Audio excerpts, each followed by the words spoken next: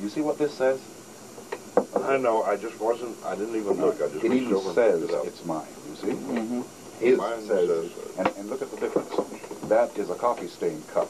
Mine is not. Right. You broke another chicken. Everybody's well, the fact is that it's cloudy and rainy. We can't go outside and prove it, so therefore the we don't know. Right. We've got guests in the studio, two members of the Baha'i faith, and we'll get into a little discussion here in just a few moments. Adrian, you ready to do some business over there? Business as usual. Okay. So it is.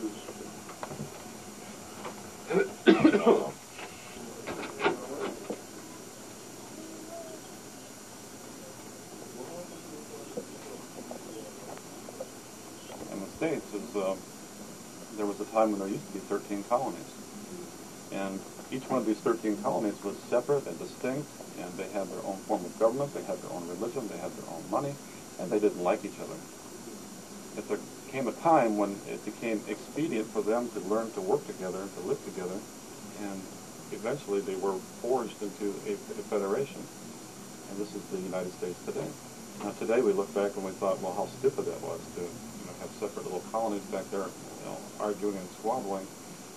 Today, since they're united, what we have today is so much better than what we used to have. And the same thing is true of the world. We are literally at the point where the idea of having separate and distinct nations and separate and distinct governments of the nations, it's obsolete. It's a dinosaur.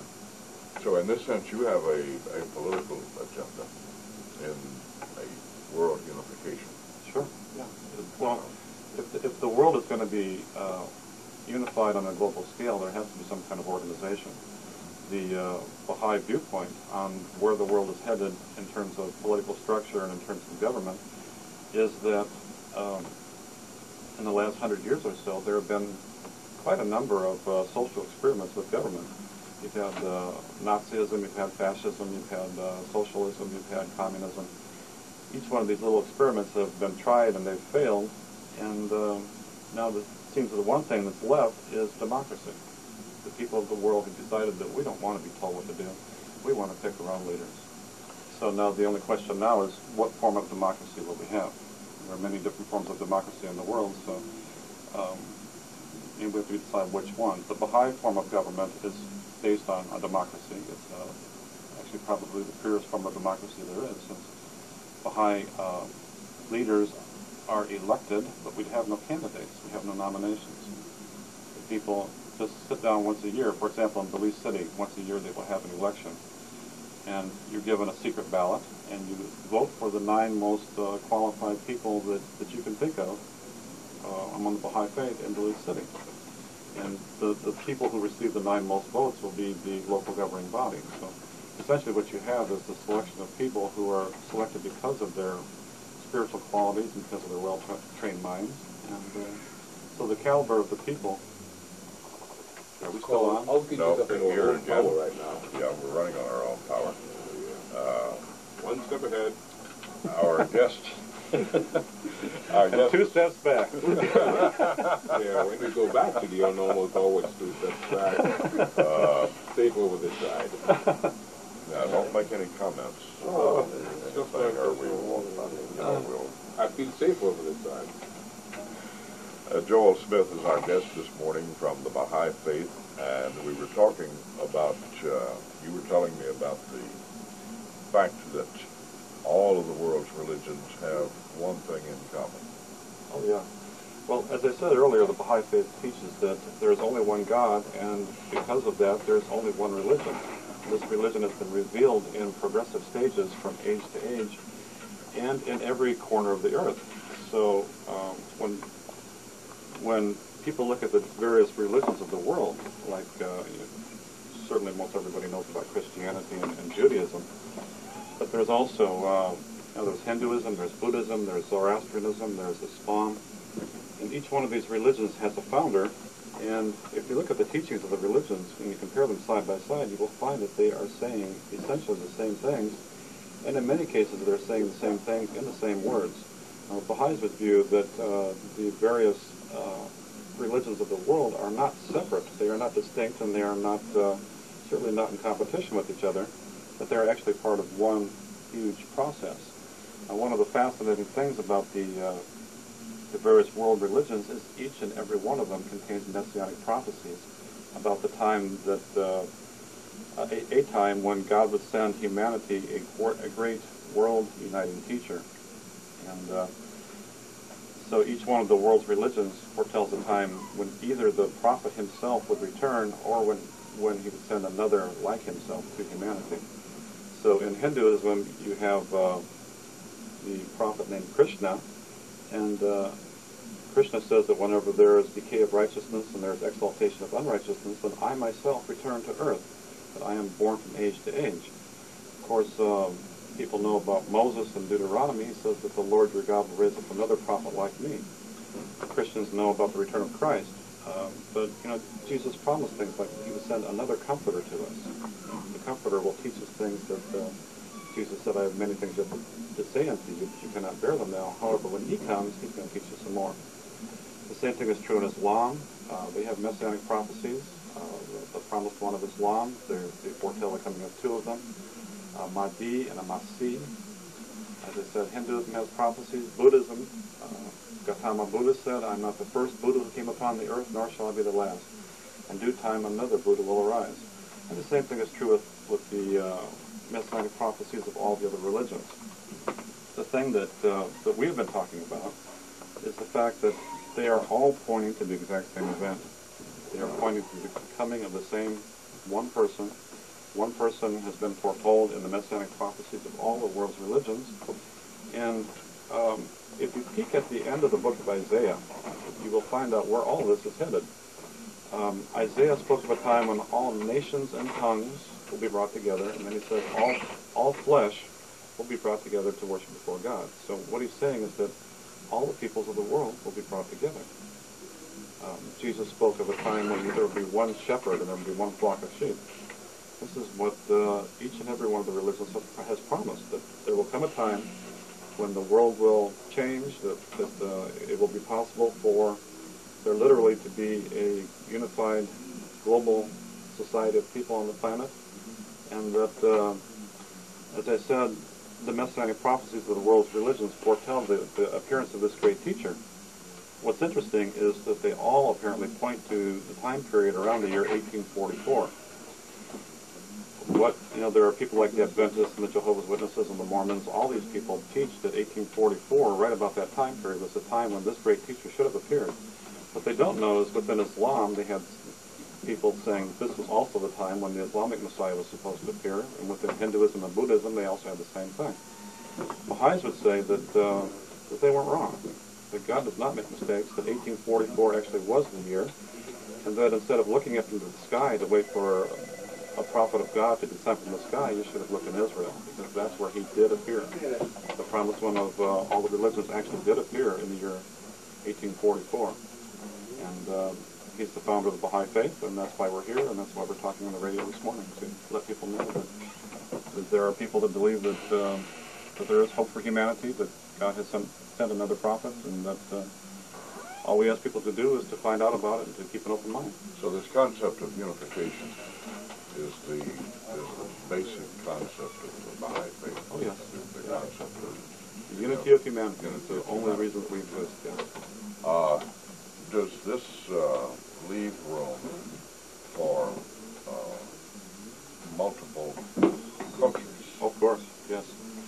I'm a multiculturalist. Oh, definitely, yes. In fact, cultural diversity, the protection of cultural diversity is one of the primary fundamental of Baha'i teachings. This is not a cookie-cutter religion where everybody's got to be the same every place in the world. In fact, the Baha'i faith describes human differences as it compares it to many different colored flowers of a beautiful garden. That you have different colors, you have different forms, you have different shapes, you have different varieties of vegetation. And it's because of the differences that the garden is beautiful, because of the differences that makes it interesting. Another way the Baha'i faith compares it to different notes of music. That each note by itself is separate and distinct, and each note is perfect as it is. But when you combine them together into a chord, you have something different and better than what you had before, but at the same time you still have each individual note. So yes, we value cultural diversity. We encourage people to protect their heritage, but at the same time when we come together, it becomes something different than what we had before. That doesn't mean that we have to lose what we had before, but when we come together, it becomes something more dynamic. So this would lead into a genuine respect, definitely, for every yes. culture, every ethnic group, every difference. The recognition of the unity would lead to this recognition, this respect. Yes. We had a World Congress a couple of years back in New York City, and quite a few people from Belize came to the World Congress. One of the things that was so beautiful is they had a procession of the nations, and the people of the nations, the Baha'is of the world, came in their traditional dress, and it was awe-inspiring to see these people keep coming from every corner of the world, from every country, from every culture, from every race. Everyone from the Native Americans in their full feathered dresses to the Garifuna, to the Mayans, to the various tribes of Africa, to the people of Southeast Asia. Every culture came. Everyone was in their native dress. And it was so beautiful to see them come together like this. But this is what we have. How, though, do you overcome this antagonism that you find that seems almost built into some people towards someone who is different? And the difference can be so slight. Mm-hmm. In Central Africa, we read about two tribes murderously warring against one another for just ever so slight a difference. In Bosnia, the Bosnian Serbs and the Bosnian Muslims are basically the same people, and yet they hate one another. And how do you overcome that? You overcome that when the prophet of God tells you that you should overcome that. And when you begin to put these teachings into effect, you will find that ancient hatreds evaporate. For example, as you mentioned in Central Africa, one of the biggest problems of Africa is not racism, because they're all primarily the same race. One of the biggest problems of Africa is tribalism. They've invented different ways to hate each other. So, and then among the Baha'is of Africa, what has amazed me, when there's no genuine difference between people will find a reason. Well, I've talked to Baha'is in Africa, and I've been told by these people who were actually there that the Baha'i faith is the only thing that they have ever seen which has transcended traditional tribal rivalries. That among the Baha'is of Africa, tribe makes no difference anymore. I became a Baha'i in Chicago 25 years ago, and as you know, in Chicago, it divided very strictly upon racial lines and ethnic lines. And yet among the Baha'is of Chicago that I saw no sense of race at all. Race as a factor ceased to exist. So when you have teachings whose the reason that people become Baha'is is to break down the barriers between people, you will find that people actually literally want to have these barriers end. And that if you have a structure which allows you to do this, it will happen. So a nation such as Belize in which we have so many different ethnic and cultural groups here all living together. Can you see a place like Belize serving as kind of an example? Oh, I think Belize is going to be one of the keys. Yeah. And because of the racial and the ethnic diversity, and because of the size of it, it's such a community. As an American, you know, I'm about as white as you can get, I guess. So I'm from Illinois in the States. No, I think I'm a shade. You're a couple shades. Okay, well, I'm. Okay. No, I'm whiter than you are.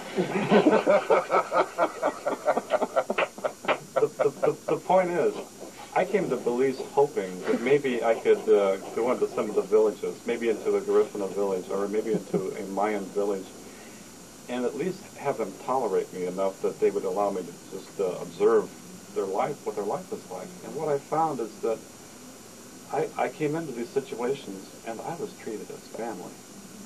And I was made to feel so welcome and so loved and so appreciated that I was stunned.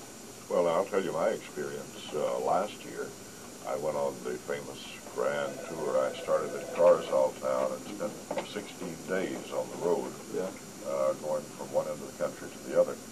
And I was welcomed everywhere that I went. And not because people knew that I worked for a radio station or anything like that. It was just, that's the way generally the people of Belize are. That's a beautiful thing. When you know,